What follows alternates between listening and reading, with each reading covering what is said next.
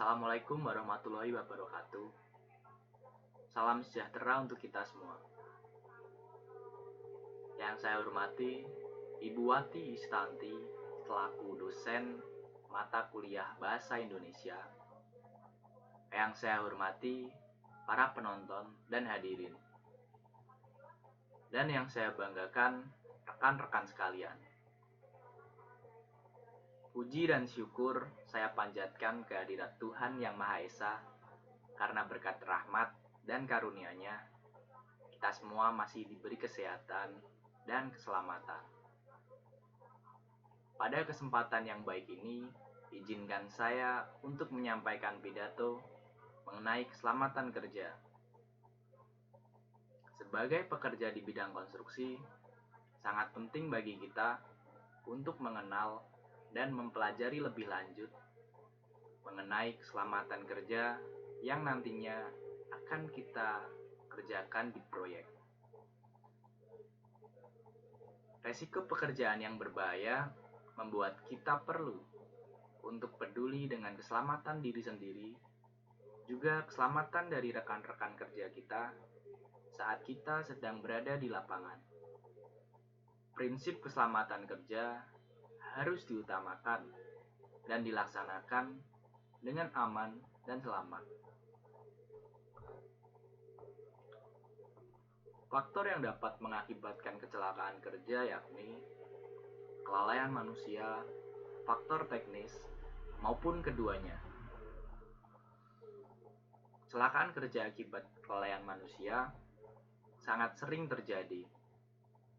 Hal ini umumnya terjadi karena pekerja yang tidak memakai alat pelindung diri yang layak, bekerja sambil bergurau, tergesa-gesa dalam mengerjakan suatu pekerjaan, tidak taat terhadap instruksi yang diberikan, dan tidak berpengalaman.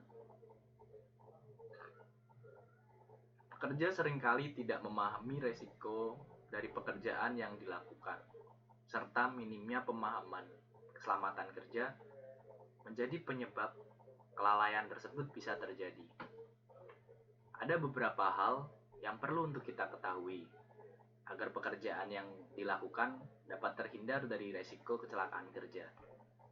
Yang pertama yaitu mengenal dan memahami pekerjaan yang dilakukan. Hal ini penting untuk diperhatikan, karena dengan kita mengenal pekerjaan yang kita lakukan, resiko kesalahan yang terjadi bisa kita kurangi. Yang kedua, mengetahui resiko yang bisa terjadi dari setiap pekerjaan yang kita lakukan. Dengan memahami resiko yang bisa terjadi akibat dari kelalaian kita saat bekerja nanti, kita dapat meminimalisir bahkan mencegah kecelakaan kerja tersebut bisa terjadi. Mencegah terjadinya kecelakaan kerja bertujuan untuk menyelamatkan pekerja dari resiko kehilangan pekerjaan dan tidak dapat bekerja lagi akibat sakit ataupun cacat dari kecelakaan kerja. Juga menyelamatkan keluarga pekerja dari kesedihan dan kehilangan salah satu anggota keluarga. Dan menyelamatkan perusahaan dari resiko kerugian biaya dan waktu.